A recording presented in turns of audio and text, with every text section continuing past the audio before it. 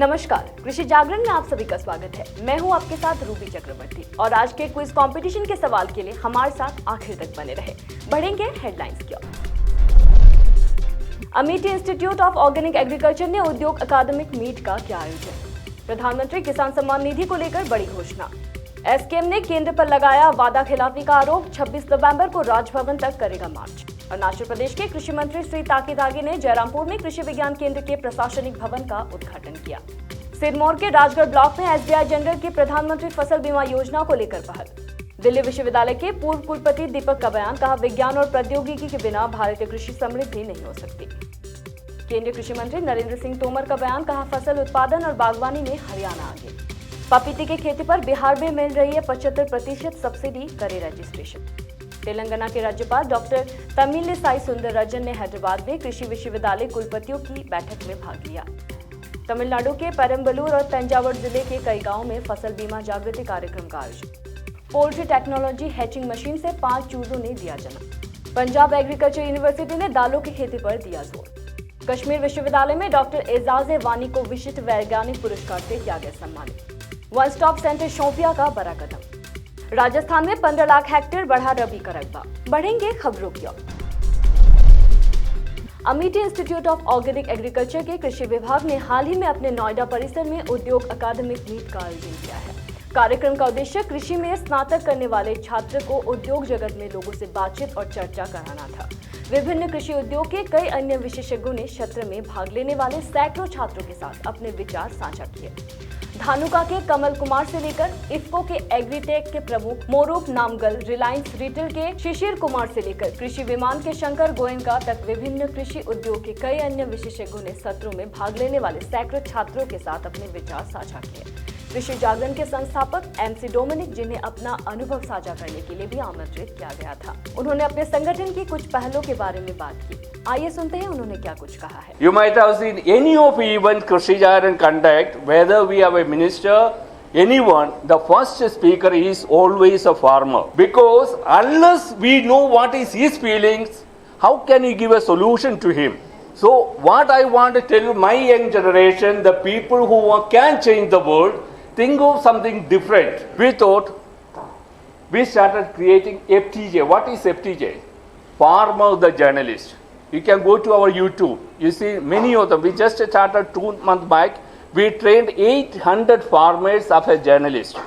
Today they don't need to write. They need not think. They can just take a video and send to you. Do anyone know who is the richest farmer? Oh, very good. Okay, I agree, might do that. Who is the richest farmer in the world? Yes, sir. Oh, I think he is from some of the media whom you know. Bill Gates is the richest farmer in the world. So I am not saying you Google it, you will get it. So we want some Bill Gates in India, in farming. So how it happened? There is a fear if we make some farmers richer or richest, give a title, he is the richest farmer of the district, what will happen? Nothing will happen. He will be an inspiration for all other farmers. They also will think that I also want to be a richest nest. अन्य विशेषज्ञों ने अपने उद्योग के अनुभव और नवीन विचारों को साझा किया जो उद्योग में बदलाव ला सकते हैं। उन्होंने युवाओं को आने वाले समय में किसानों को बेहतर बनाने में मदद करने के लिए कुछ नए विचार लाने के लिए प्रेरित किया है।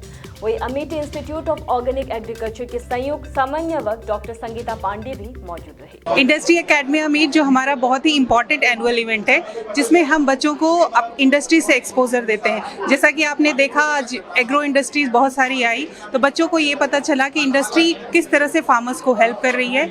अदर देन दिस, और वो क्या क्या सेक्टर हैं जिसमें बच्चे ज्वाइन कर सकते हैं, जिसमें वो अप्लाई कर सकते हैं। और जैसे कि हमारे गेस्ट, बहुत सारे इंडस्ट्री गेस्ट ने कहा कि वो फ्यूचर में भी आएंगे, गेस्ट लेक्चर देंगे, बच्चों को एंटरप्रेन्योरशिप के बारे में सिखाएंगे, बच्चे अपना वेंचर कैसे करें।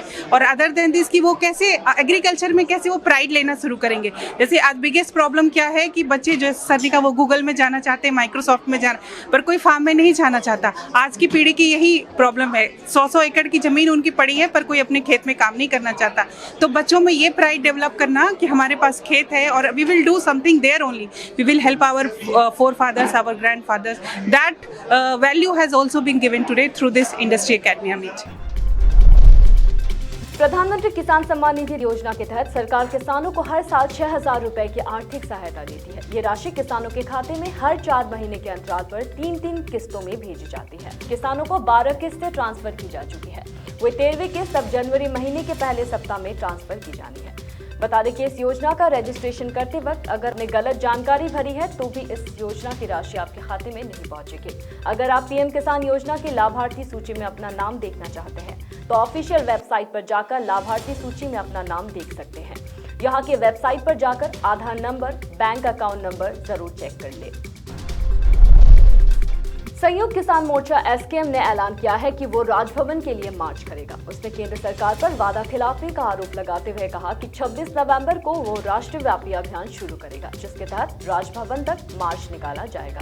साथ ही नए कृषि कानूनों के खिलाफ पूरे देश में आंदोलन की अगुवाई करने वाला संगठन एसकेएम का कहना है कि एक बार फिर से केंद्र सरकार की वादा खिलाफी के खिलाफ आंदोलन शुरू किया जाएगा। ऐसे में आंदोलन की भविष्य की रूपरेखा तय करने के लिए 8 दिसंबर को बैठक होगी, जिसमें कई किसान संगठन हिस्सा लेंगे। बता दें कि पिछले साल 19 नवंबर को केंद्र सरकार ने किसान आंदोलन के चलते तीनों नए कृषि कानूनों को रद्द कर दिया था। ऐसे में किसान 19 नवंबर को फतेह दिवस या विजय दिवस के रूप में मनाएंगे। वही एसकेएम नेता दर्शन पाल ने एक संवाददाता सम्मेलन में कहा कि 1 से 11 दिसंबर तक सभी राजनीतिक दलों के लोकसभा और राज्यसभा सांसदों के कार्यालयों तक मार्च निकाला जाएगा। अरुणाचल प्रदेश में खेती और संबंध क्षेत्र को तेज करने के लिए राज्य के कृषि और बागवानी मंत्री श्री ताकित आगे ने जयरामपुर में कृषि विज्ञान केंद्र के प्रशासनिक भवन का उद्घाटन किया है। इस कार्यक्रम में उनके साथ विधायक लाइसम सिम्माय और अन्य गणमान्य व्यक्ति मौजूद रहे। हिमाचल प्रदेश के सिरमौर जिले के राजगढ़ ब्लॉक में एसबीआई जनरल द्वारा प्रधानमंत्री फसल बीमा योजना और RWBCIS योजना के तहत किसानों के लिए फसल बीमा पाठशाला का आयोजन किया जा रहा है। बीमा योजनाओं से संबंधित सभी जानकारियां बीमा कंपनियों के प्रतिनिधियों द्वारा ग्राम स्तर तक जाकर दी जा रही है। दिल्ली विश्वविद्यालय के पूर्व कुलपति और विज्ञान और इंजीनियरिंग अनुसंधान बोर्ड के वर्तमान राष्ट्रीय विज्ञान अध्यक्ष दीपक ने अपने बयान में कहा कि विज्ञान और प्रौद्योगिकी के बिना भारतीय कृषि समृद्धि नहीं हो सकती। केंद्रीय कृषि एवं किसान कल्याण मंत्री नरेंद्र सिंह तोमर ने कहा कि फसल उत्पादन और बागवानी में हरियाणा आगे है। इसकी जितनी प्रशंसा की जाए कम है। आज जरूरत है कि किसान नई फसल की खेती करे, पैदावार में तकनीक का इस्तेमाल करे और गुणवत्तापूर्वक उत्पादन करे। ये खुशी की बात है कि हरियाणा का किसान और हरियाणा सरकार इसी रास्ते पर चल रही है। केंद्रीय कृषि एवं किसान कल्याण मंत्री नरेंद्र सिंह तोमर सोनीपत के अट्रेना गांव में प्रदेश भर के 30 एकीकृत पैक हाउस के उद्घाटन अवसर पर बोल रहे थे। इस दौरान हरियाणा के कृषि एवं किसान कल्याण मंत्री जयप्रकाश दलाल भी उनके साथ मौजूद थे। नरेंद्र सिंह तोमर ने कहा कि हरियाणा खेती में अग्रणी राज्य है। यहाँ का किसान अच्छी अवस्था में है। पिछले 7 से 8 सालों में खेती में नवाचार हुए हैं। किसान और खेती को विकसित करने के लिए प्रयास हुए हैं। हरियाणा सरकार ने मोटा अनाज खरीदकर किसानों की मदद की है। उन्होंने आगे कहा कि केंद्र सरकार और हरियाणा सरकार की नई योजनाओं के परिणाम आने लगे हैं। उन्होंने हरियाणा के मुख्यमंत्री श्री मनोहर लाल, कृषि एवं किसान कल्याण मंत्री श्री JP दलाल के कृषि क्षेत्र को लेकर उठाए जा रहे कदमों की तारीफ भी की। बिहार सरकार पपीते की खेती को प्रदेश में बढ़ावा देने के लिए 75% तक अनुदान दे रही है। ऐसे में पपीते की खेती करने वाले किसान इस योजना का लाभ आसानी से उठा सकते हैं। दरअसल बिहार सरकार प्रदेश में फलदार वृक्षों की खेती को बढ़ावा देना चाहती है। यही वजह है कि वो पपीता सहित कई फलदार वृक्षों की खेती पर सब्सिडी दे रही है। पर आज हम केवल पपीता पर ही बात करेंगे। दरअसल राज्य सरकार के प्रयासों से बिहार में पपीते की खेती करने वाले किसानों की संख्या धीरे धीरे बढ़ती जा रही है। साथ ही इन किसानों की आर्थिक स्थिति में भी सुधार हुआ है। जानकारी के मुताबिक नीतीश सरकार 1 हेक्टेयर जमीन पर पपीते की खेती करने के लिए 60,000 रुपए पर 75% सब्सिडी दे रही है। यानी कि सरकार आपको 45,000 रुपए का लाभ दे रही है। यदि आप भी बिहार सरकार द्वारा चलाई जा रही एकीकृत बागवानी विकास मिशन योजना के तहत पपीते की खेती पर सब्सिडी का लाभ लेना चाहते हैं तो इसके लिए वेबसाइट horticulture.bihar.government.in पर विजिट कर रजिस्ट्रेशन कर सकते हैं। खास बात यह है कि इस योजना का लाभ लेने के लिए बिहार का निवासी होना अनिवार्य है। बिहार से बाहर के लोग इस योजना का लाभ नहीं उठा सकते। तेलंगाना के राज्यपाल डॉक्टर तमिलिसाई सुंदरराज ने भारतीय कृषि अनुसंधान परिषद द्वारा आयोजित हैदराबाद में कृषि विश्वविद्यालय कुलपतियों की बैठक में हिस्सा लिया। साथ ही कृषि अनुसंधान और उद्यमिता विकास के लिए देश भर में कृषि विश्वविद्यालय द्वारा किए गए अपार योगदान को भी उन्होंने याद किया। आत्मनिर्भर भारत की नींव को और मजबूत करने के लिए रिलायंस जनरल इन ने द्वारा प्रधानमंत्री फसल बीमा योजना के तहत तमिलनाडु के परम्बलूर और तंजावुर जिले के कई गांवों में फसल बीमा जागृति कार्यक्रम का आयोजन किया है। और इस कार्यक्रम के तहत बीमा कंपनियां ग्राम स्तर तक जाकर किसान भाइयों को फसल बीमा संबंधित जानकारी प्रदान कर रही है। पोल्ट्री टेक्नोलॉजी का सबसे बड़ा उदाहरण कृषि विज्ञान केंद्र मसोधा अयोध्या ने हैचिंग मशीन के जरिए कर दिखाया है। बता दें कि इस तकनीक के जरिए आज 5 अंडों में से चूजों ने जन्म लिया है।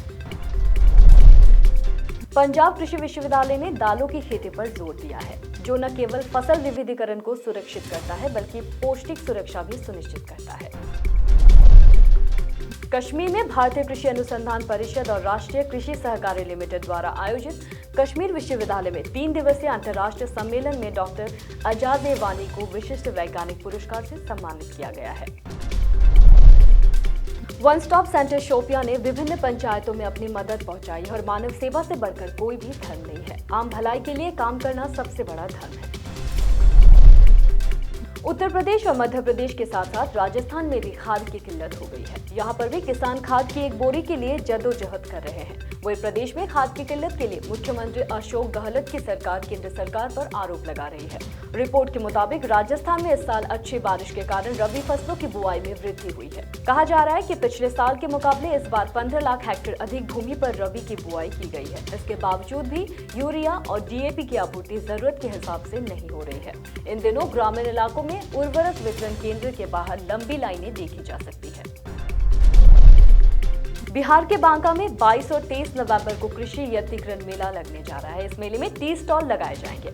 इन स्टॉल पर 90 तरह के कृषि यंत्रों की प्रदर्शनी लगाई जाएगी। शहर के इंडोर स्टेडियम में लगाए जा रहे इस मेले में किसानों को यंत्रों पर कुल 1 करोड़ 77 लाख रुपए का अनुदान दिया जाएगा।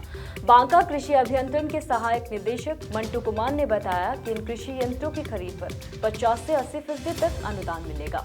इसमें सामान्य वर्ग के किसानों को यंत्रों पर 40 से 75% तक अनुदान दिया जाएगा, जबकि SC/ST किसानों को किसी प्रकार के यंत्र पर 50% से अधिक अनुदान दिया जाएगा। पहले आओ पहले पाओ के तर्ज पर किसानों को लाभ मिलेगा। इन यंत्रों को 4 श्रेणी में रखा गया है, जैसे pump set, crop machine, post harvest और अन्य।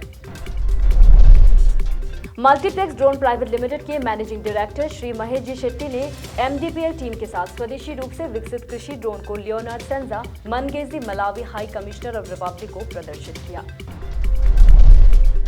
नवंबर के मध्य में मौसम ने बड़ी जोरों के साथ करवट ली है। पहाड़ों में हो रही बर्फबारी का असर अब मैदानी क्षेत्र में देखने को मिल रहा है। दिल्ली, NCR, उत्तर प्रदेश, हरियाणा में सुबह शाम सर्द हवाओं का दौर शुरू हो चुका है, जिससे तापमान में गिरावट भी देखने को मिल रही है। वहीं राजधानी दिल्ली में ठंडी हवाओं का सबसे ज्यादा असर देखने को मिल रहा है।